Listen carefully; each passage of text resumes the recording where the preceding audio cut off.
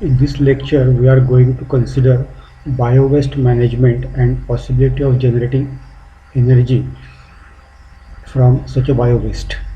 Bio-waste comes from various sources like hotel waste, kitchen waste, animal waste, human waste, and agricultural waste.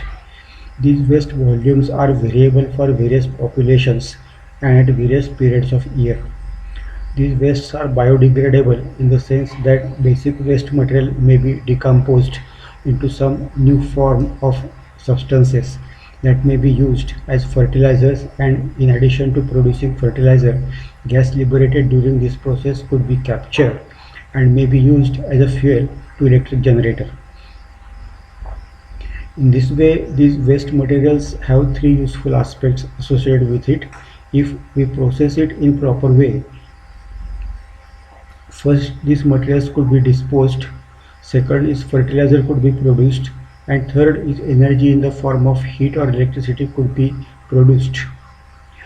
In most of the cases, these materials are disposed by landfill method that liberate gas in atmosphere, and these energy efficient gases are left without processing. These gases liberate to atmosphere also pollute the atmospheric air. For processing these waste in proper way, such waste materials must be segregated before processing them. This adds extra cost.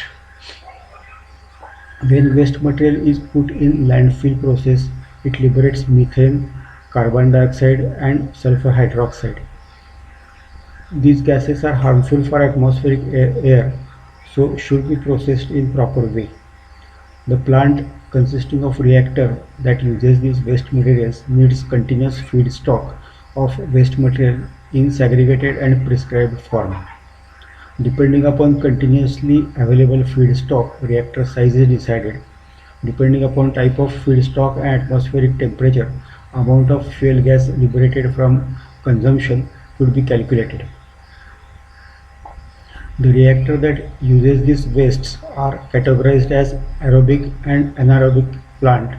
The plant that needs oxygen from atmospheric air are aerobic, and that don't need oxygen are anaerobic. The methane produced from this process contains water vapor that must be removed for increasing efficiency of engine. Anaerobic process of converting waste material into useful energy creates the remaining waste material that has to be further processed by aerobic fermentation. This material is rich in nutrients and could be used as fertilizer after some processing.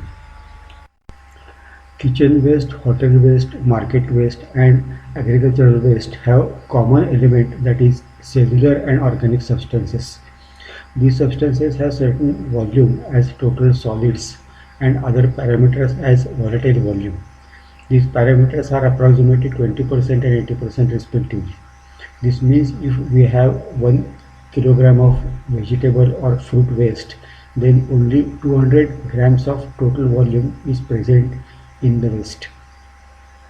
Further, when decomposition takes place, only 80% of this 200 grams of total volume gets converted into gas, and remaining volume remains in the reactor. In this way, only 160 grams or 16% of the waste weight converted into flammable gas methane. This shows that if we use 1 ton of waste in a day, then 160 kilograms of fuel gets generated. The corresponding volume of gas generated from this volatile size of 160 kilograms is 160 into 0.67, that is 1072 cubic meters of volume. 0.67 cubic meters is a volume of gas generated from each kg of volatile weight. If methane is compressed and filled into suitable tanks, as we in India use metal tanks, it could be distributed for household purposes. Above calculation shows that 11 metal tanks could be filled, with each tank having 14.2 kilograms of methane. Methane has a calorific value of 55.5 megajoules per kilograms in comparison with LPG value of 49.3 megajoules per kilogram. Gas liberated from reactor that we have described needs purification in terms of extraction of suspended water particles to improve calorific value.